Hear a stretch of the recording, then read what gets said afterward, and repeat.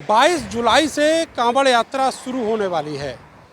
हरिद्वार, गौमुख और ऋषिकेश से आने वाले कांवड़ यात्री अपने गंतव्य के लिए दिल्ली की ओर प्रस्थान करेंगे और मैं इस समय मौजूद हूँ हरिद्वार से दिल्ली की तरफ जाने वाले NH 58 पर। ये वही हाईवे है और इसी हाईवे के किनारे ढेर सारे सैकड़ों की तादाद में छोटे बड़े होटल और ढाबे हैं। इस समय मैं खड़ा हुआ हूँ, ये खतौली के आसपास साक्षी टूरिस्ट ढाबा है और यहाँ पर आप देखेंगे कि जो यात्री हैं वो अब यहाँ पर बहुत ही कम तादाद में आ रहे हैं। ये असर है मुजफ्फरनगर के SSP के उस आदेश का, जिसमें उन्होंने कहा कि जो ढाबे हैं वो अपने यहाँ पर तैनात रहने वाले जो कर्मचारी हैं, अगर वो मुसलमान हैं तो उनको अपने यहाँ से छुट्टी दे दें, क्योंकि जब तक कांवड़ चलेगी तब तक यहाँ पर जो मुस्लिम लोग हैं वो वेटर का, मैनेजर का, पानी पिलाने का, खाना सर्व करने का जो काम है, कुक का काम है, वो नहीं कर पाएंगे।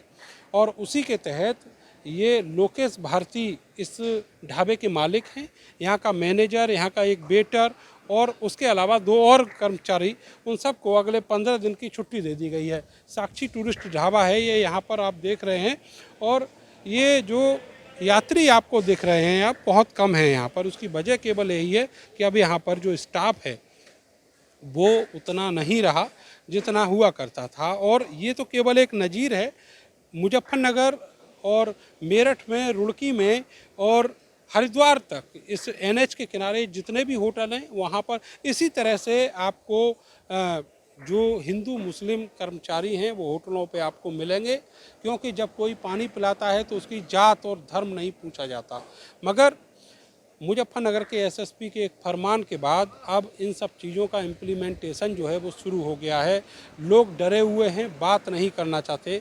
हमने यहाँ के होटल मालिक से बात करनी चाहिए तो उन्होंने साफ मना कर दिया कि पुलिस का आदेश है और हम इस पूरे मामले में कुछ नहीं बोलेंगे। तो इस तरीके से जो कांवड़ यात्रा है उसका आगाज़ हो रहा है और एक माहौल जो है वो एक अलग किस्म का जो माहौल है वो अब यहाँ पर देखने को मिल रहा है। कैमरा सहयोगी सानू के साथ मैं नरेंद्र, भारत समाचार, खतौली, मुजफ्फरनगर।